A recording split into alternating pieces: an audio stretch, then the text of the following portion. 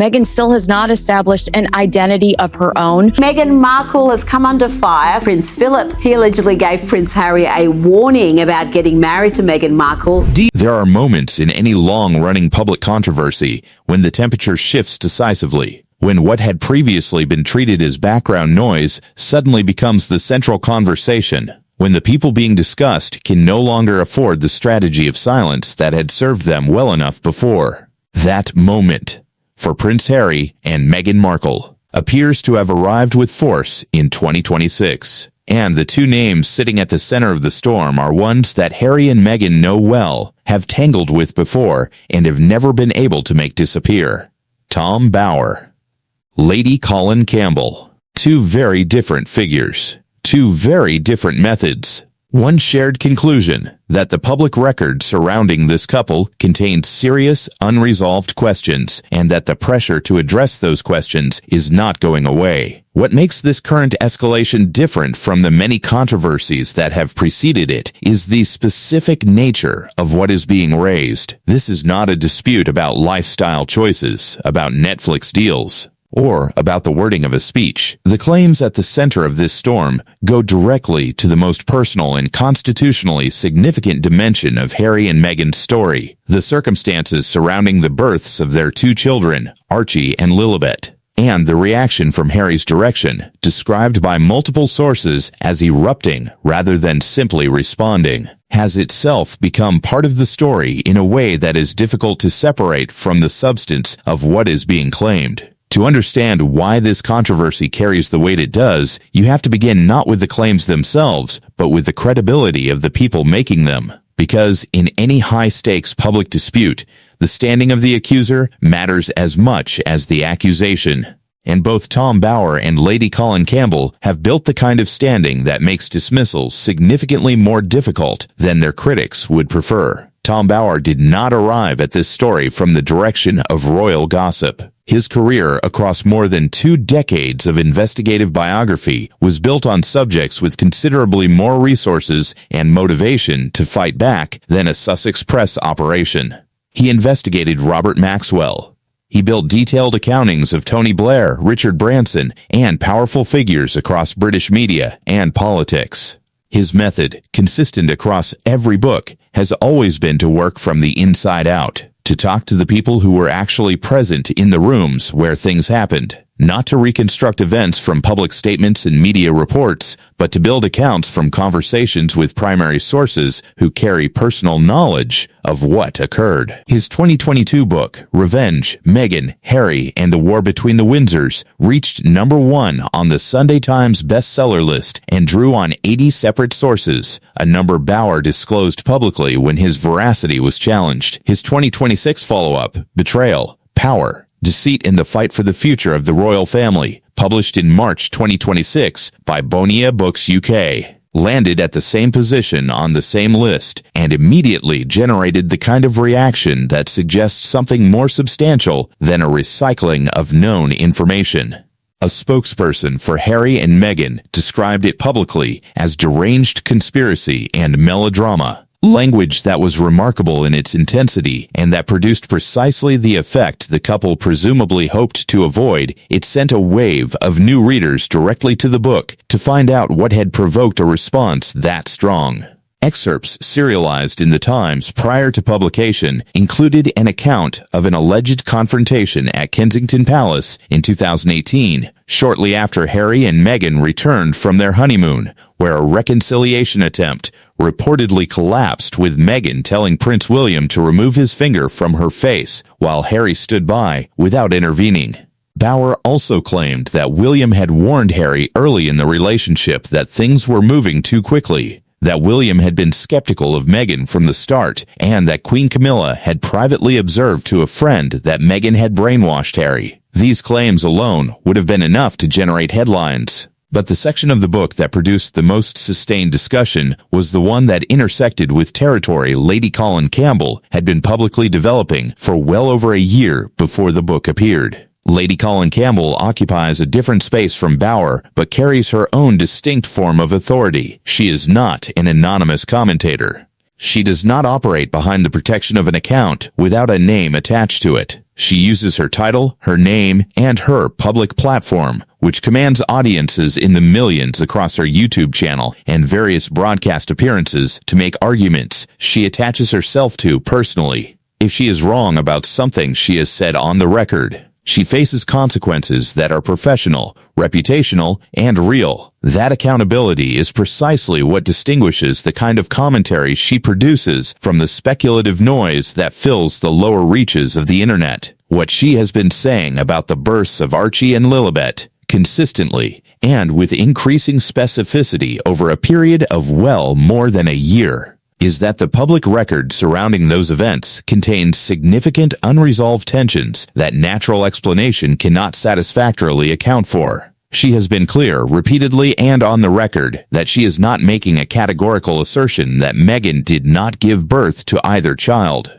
Her precise public position has been more carefully calibrated than that. What she has said, as documented in an April 2024 outspoken town hall, is that her conduct has created the doubt that she didn't give birth to them.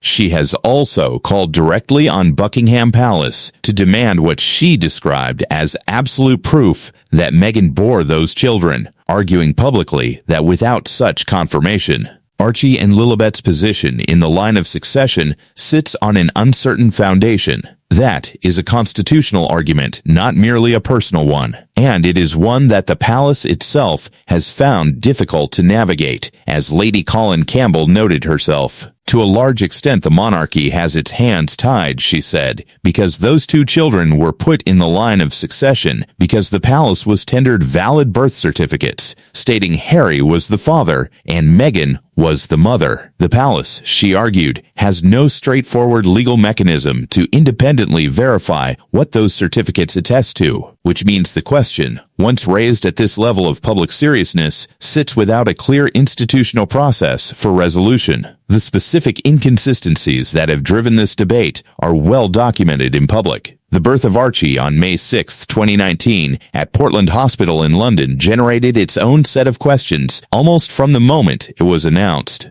Meghan had previously suggested in public that her original intention had been a home birth, a statement that sat awkwardly alongside the Portland Hospital account. Harry's own memoir, Spare, contained a passage noting that within 2 hours of the birth they were back at Frogmore Cottage, a timeline that commentators and medical observers found difficult to reconcile with the physical realities of hospital childbirth. The palace had announced Meghan was in labor 7 hours after Archie's delivery had reportedly already taken place. A sequencing that added another layer of confusion to a timeline that was already generating questions before the family had left the hospital. The questions surrounding Lilibet's birth on June 4, 2021 at Santa Barbara Cottage Hospital in California developed differently but arrived at similarly contested territory. A 48-hour gap between the reported birth and the public announcement drew attention in a media environment where royal births are typically communicated quickly through dedicated communications infrastructure.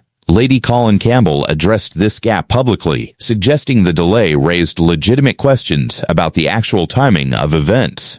She also flagged a specific detail on the birth certificate that she described as an anomaly involving a geographic code associated with Colorado appearing on a document filed for a birth officially recorded as occurring in California. That detail circulated extensively through royal commentary platforms and, as of the current date, has never been publicly addressed with a clear documented correction. There is another dimension to this story that has received less attention than the documentary questions, but carries its own weight. Lady Colin Campbell stated publicly that she had consulted medical professionals, nurses, and women with direct pregnancy experience before speaking on the subject of Meghan's physical presentation during both pregnancies. She described those consultations as producing consistent observations that the visible details being examined raised questions that simple individual variation could not fully explain. She was careful to qualify that visual observation from photographs carries inherent limitations, but she was equally clear that her commentary was not based solely on personal visual impression.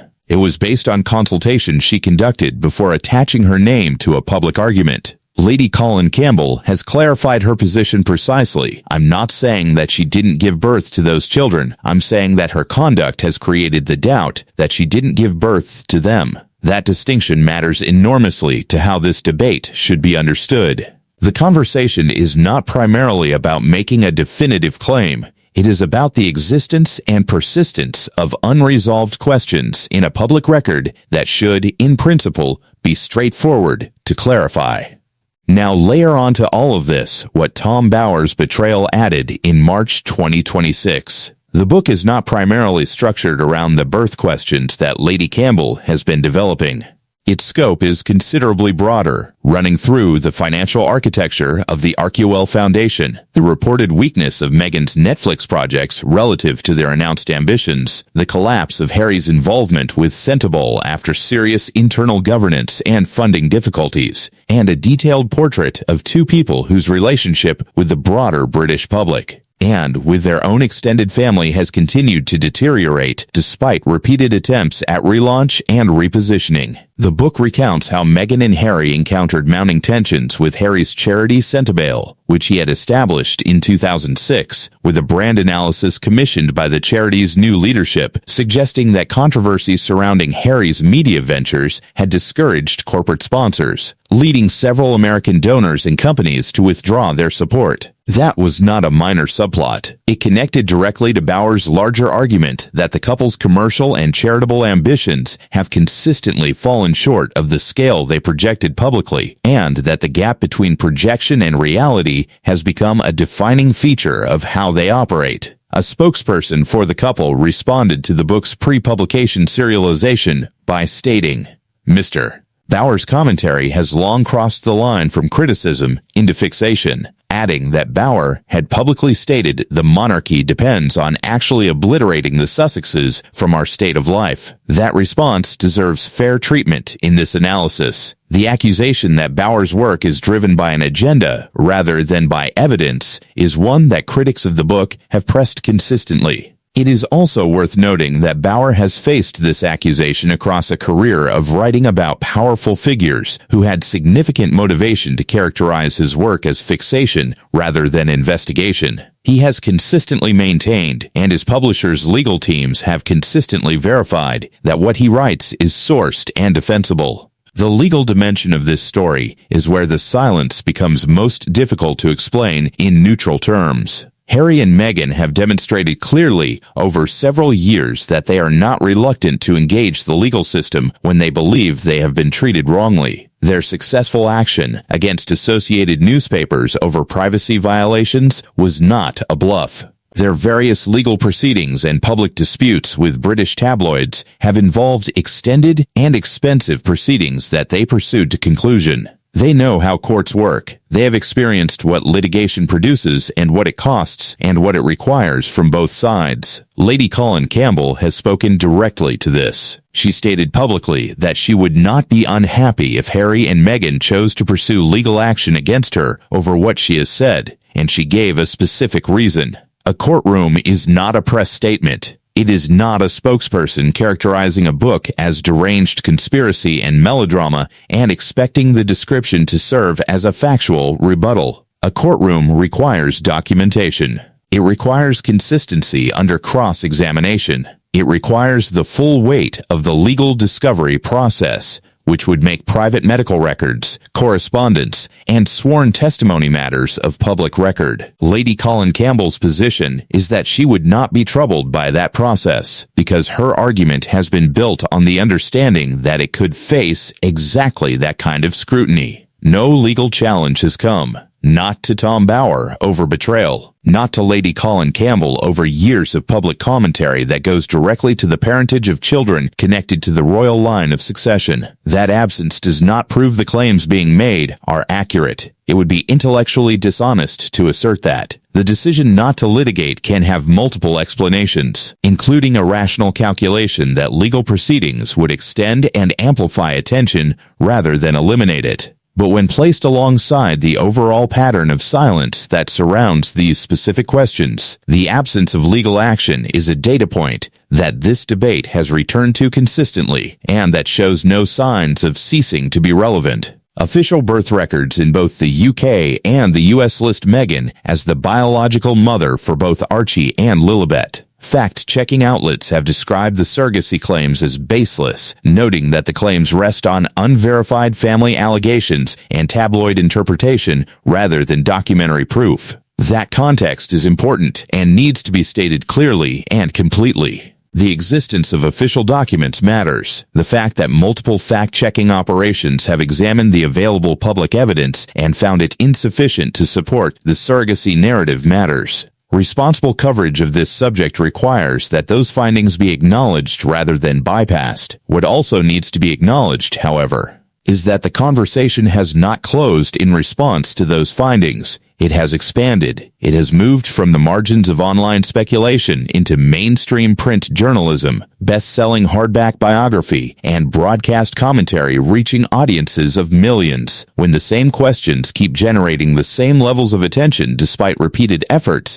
to characterize them as settled. Something about the available answers is failing to satisfy the people asking the questions. That is not evidence of wrongdoing, but it is evidence of a communications failure of some kind, and that failure has consequences that continue to unfold. What Tom Bower and Lady Colin Campbell represent together in this debate is something specific and historically unusual. They are two named, credentialed, publicly accountable commentators who have committed themselves in print and on camera to a set of questions about a subject who has the resources, the legal infrastructure, and the established willingness to fight back. And neither has faced legal action.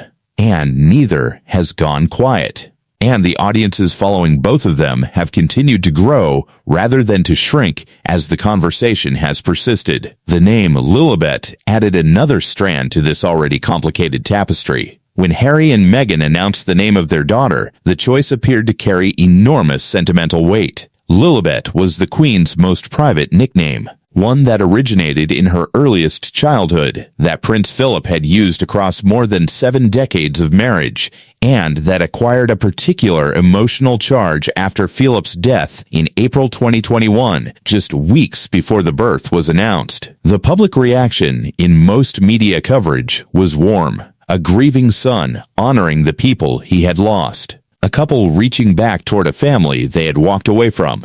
Lady Colin Campbell's account of the reaction inside the palace was precisely the opposite of that warmth. She described cold anger and a sense of violation rather than private gratitude. The name, she argued, was intensely personal in a way that its public deployment without prior consultation made feel like appropriation rather than tribute. Then reports emerged of commercial filings connected to the name around the period of the announcement, a detail that Bower's broader portrait of the couple, in which every personal gesture is also a strategic calculation, placed in a context that was considerably less sentimental than the headlines had suggested. The signal that cut through every other detail in this dimension of the story came from William and Catherine themselves. In their public congratulatory statement on the birth, they referred to the baby as Lily, not Lilibet. In formal palace communications, where every word is considered and no editing choice is accidental, the choice to use a diminutive rather than the announced name was noted immediately by commentators across the spectrum. It was the kind of quiet but precise signal that carries meaning precisely because it says nothing aloud. This is where the story currently sits in June 2026. Tom Bower's betrayal has been on the Sunday Times bestseller list since its March release. Lady Colin Campbell continues to address these questions in public forums to audiences that have not declined. Harry's reported response, described as erupting rather than measured, has generated attention that extends well beyond the audiences that were already following this debate. And the specific questions that have driven this controversy about timelines and documents and the absence of named medical professionals in the public record remain unanswered in any direct and verifiable way.